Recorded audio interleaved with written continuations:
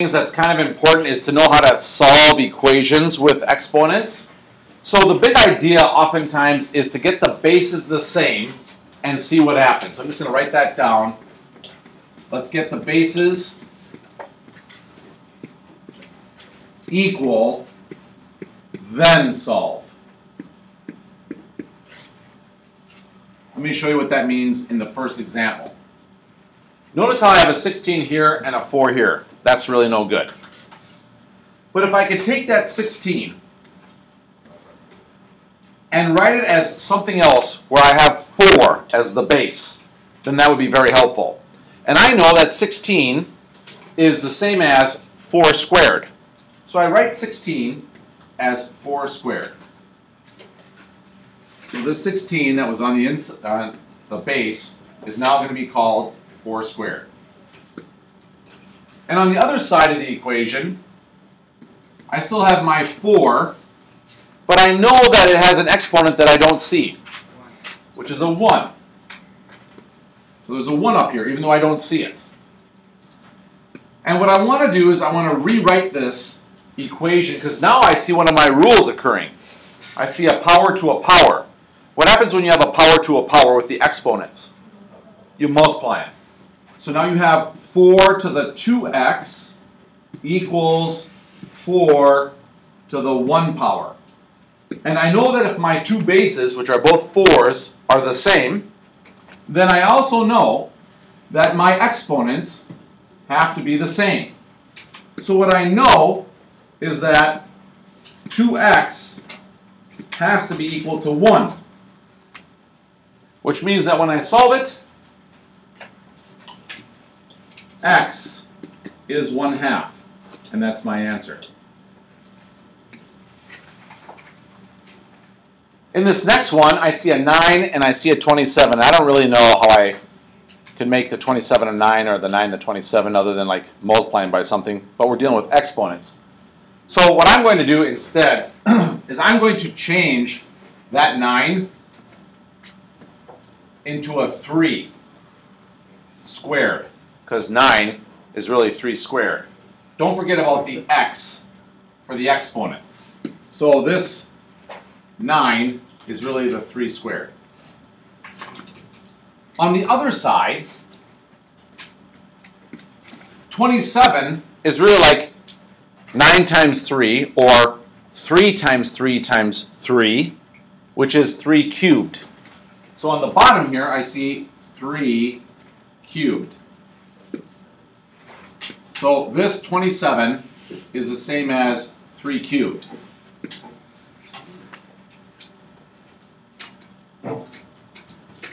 So all I've done so far is change everything into a base of 3. Now the good news is, I see a 3 for a base, I see a 3 for a base. The bad news is, they're not ready to be solved yet. So I'm going to use two properties to help me out. The first one, on the left side of the equation, is I see a power to a power, so I multiply the exponents. That means on the left I have 3 to the 2x. Because 2 to the x means 2x. On the right, I see a base with an exponent, but I don't want to deal with that fraction. So I'm going to move the 3 cubed to the top of the fraction. So it's 3 to the negative 3 power. Whenever that exponent changes position on the fraction bar, or that base I should say, the exponent changes sign. And now what I notice is that since my bases are the same, I know that my exponents have to be equal to each other. Or in other words, my next move is to say that the 2x has to be equal to the negative 3. The 2x, which was the exponent on the left, has to be equal to the negative 3, which was the exponent on the right, because if the bases are the same, so are the exponents. If I'm trying to solve that, I'm going to divide both sides by 2, and I get my answer to be negative 1.5 or negative 3/2.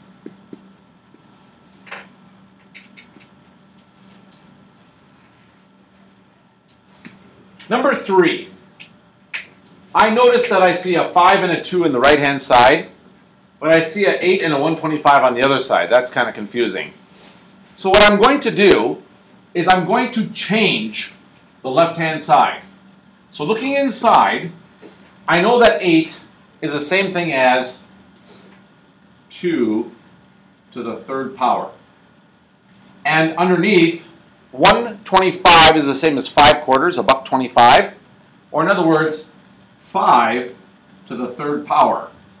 And all of that stuff has an x.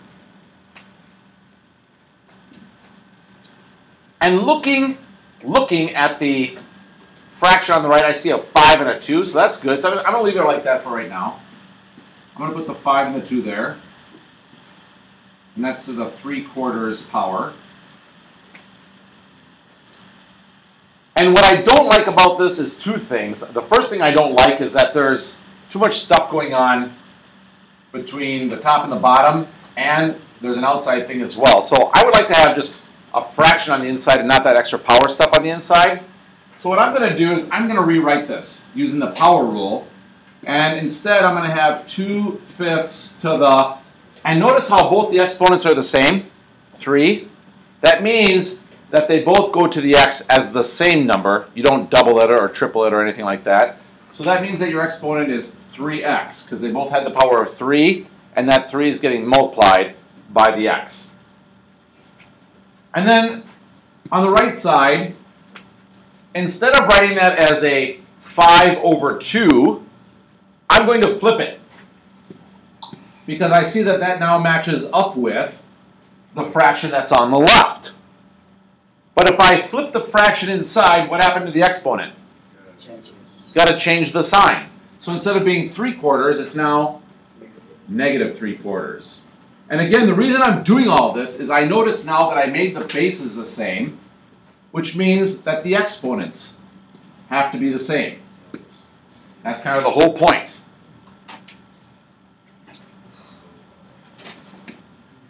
Since I know those two green highlights are equal, I'm going to set it up as an equation. In other words, I'm saying I need my 3x to be equal to my -3/4. Now there are two ways to approach this. You could, of course, since there's a number in front of the x, divide both sides by -3, but then you'd be dividing a fraction by a number, and that's always confusing. So what I recommend instead is I recommend that you multiply both sides instead of multiplying, or instead of dividing, pardon me. I would multiply by, and I think I said negative, but I meant positive, 1/3. And the reason that we're going to do that is if you multiply 3 by 1/3, what ends up happening is that 3 and 1/3 reduce, because 3 times 1/3 is 1. And then also on the other side, over here, that happens. And my final answer is that I get 1x equal to -1/4. There's a -1 on the top and a +4 on the bottom. Numbers 4 and 5 don't necessarily work the same way you would think they work with these exponents. I mean, you could do it that way, but I think there might be a better way to approach it. So I'm going to show you the way I think I would approach it. Whenever you have something to a power and you're just trying to solve it, if I would have seen x squared equals something, how would you solve it? Square root. So what I'm going to do is instead of square rooting, since it's the 5th power, I'm going to take the 5th root. That means this. The way that you type that in your calculator then is that x will be equal to 2,000 to the, and the way you do 5th root is 1 fraction 5.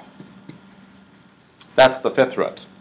And you'll find out that that's roughly equal to, because this is an approximation of course, 4.573. Give that a try on your calculator right now. 2,000 to the 1/5 power.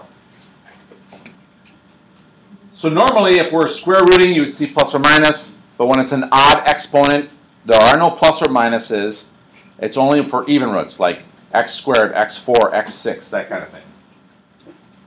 In the last problem that you see up here, I notice that there's a 4 being multiplied by everything. So what I'm going to do first of all is I'm going to divide both sides by 4. And I end up with x to the 1 point, is that an 8? Yeah. To the 1.8 power equals 6. Now, this is kind of a ridiculous thing, and there are ways to approach this with powers, but since we get to use our calculators, I'm going to tell you I would never really approach this with a power thing since we have that nice tool. The way that I would approach it is, I would say that I'm going to take the 1.8 root of these things. And I just taught you a technique in order to do that. And what you're going to do is you're going to say, oh, x will be equal to 6 to the 1 over